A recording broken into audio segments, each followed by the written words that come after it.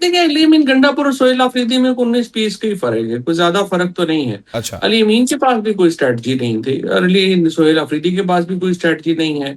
असल में जो एक कवर अप बनाना था, अली अमीन के पास ये मौका ज़रूर था जो सोहेल अफरीदी के पास नहीं है, कि वो अपने आप को पीटीआई का एक नेशनल लीडर बना सकते थे। हुँ। लेकिन वो डेरा इस्माइल खान से नहीं निकले और वहीं पे वो टोटल उनकी अब भी उनका जो तमाम पॉलिटिक्स है वो सिर्फ अपने हल्के की पॉलिटिक्स है, उसके आगे तो उनकी कोई सच ना उनकी सोच है, ना ही उनको कुछ वो सोचते हैं कि उससे आगे जाने की कोई ज़रूरत है। हुँ। सो पीटीआई में एक तो देखिए जो कामयाबी हुकूमत को, एस्टेब्लिशमेंट को कामयाबी मिली हुकूमत को, वो ये थी कि जो असल लीडर थे पीटीआई के उन्होंने ठुड्डे-मुक्के मार के निकाल दिया और पीछे एक वैक्यूम क्रिएट हो गया। हुँ।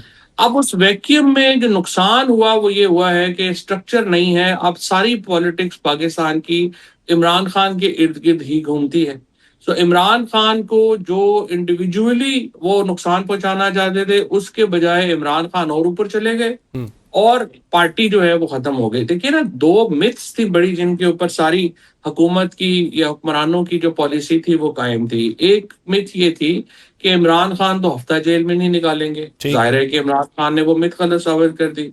दूसरी मिथ उन्होंने ये कर दी कि जब हम पार्टी का काडर सारा खत्म कर देंगे और ठुड्डे-मुक्के मार के लोगों को निकाल देंगे तो ये एमकेएम बन जाएगी। हुँ। दे डिडन्ट रियलाइज़ कि पीटीआई एमकेएम तो नहीं थी, वो बंदूक के ऊपर तो नहीं खड़ी थी। ठीक। वहाँ तो आपने जब बंदूक ले ली वो पार्टी गिर गई। यहाँ तो ये एक एक वफ़ाकी जमात थी, ठीक। जो क्लास की पार्टी थी, वो पार्टी उस तरह से इमरान खान के से हटी नहीं।